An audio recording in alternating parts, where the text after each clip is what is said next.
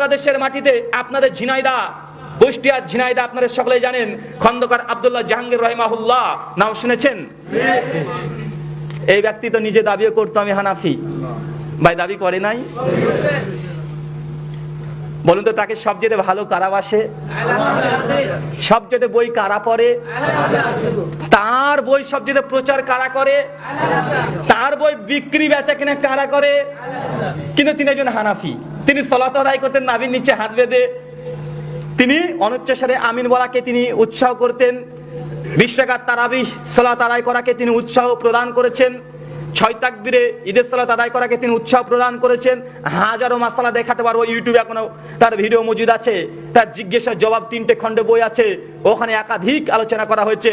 হানাফি মাযহাবকে তিনি প্রেফার করেছেন, কিন্তু তারপরেও খন্দকার আব্দুল্লাহ জাহাঙ্গীর রহিমাহুল্লাহকে তারা সবচেয়ে বেশি ভালোবাসে। আমরা আহলে হাদিসরা কেন? কারণ আমরা মাসনা মাসালের দিকে দৃষ্টি দিই না। আমরা দেখেছি খন্দকার আব্দুল্লাহ জাহাঙ্গীর রহিমাহুল্লাহর আকীদা বিশুদ্ধ, আলহামদুলিল্লাহ, এই জন্য তাকে আমরা ভালোবাসি। কিন্তু বাংলাদেশ থেকে একটা পত্রিকা বের হয় আল কাউসার, বাংলাদেশের দেবন্দী ভাইদের সবচেয়ে বড় পত্রিকা আল কাউসার, মাওলানা আব্দুল মালিক এখানে সম্পাদনা করে।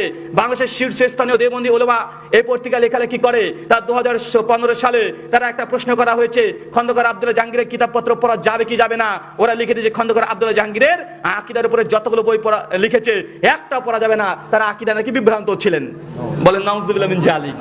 তারা বলছে আব্দুল্লাহ জাহাঙ্গীর স্যারের বই পড়া যাবে না, আর আমরা বলছি আপনি পড়ুন। কিন্তু তিনি একজন পাকা হানাফি ছিলেন, তিনি নিজে দাবি করেছেন। তার মানে আপনাকে বুঝতে হবে আমরা খন্দকার আব্দুল জাহাঙ্গীর রহমতুল্লাহকে ভালোবাসি, যে তার আকীদা তার মানহাজ এটা সহিহ ছিল। এই জন্য যদি বুকের উপরে হাত বাঁধার উচ্চস্বরে আমিন বলাকে গুরুত্ব দিতাম, আমরা আব্দুল্লাহ জাহাঙ্গীর স্যারের বই কখনো পড়তামও না, পড়ার অনুমতিও দিতাম না। তার মানে বোঝা যায় যে আমরা মাসলা মাসাইলকে মূল লক্ষ্য উদ্দেশ্য আমরা করি নাই।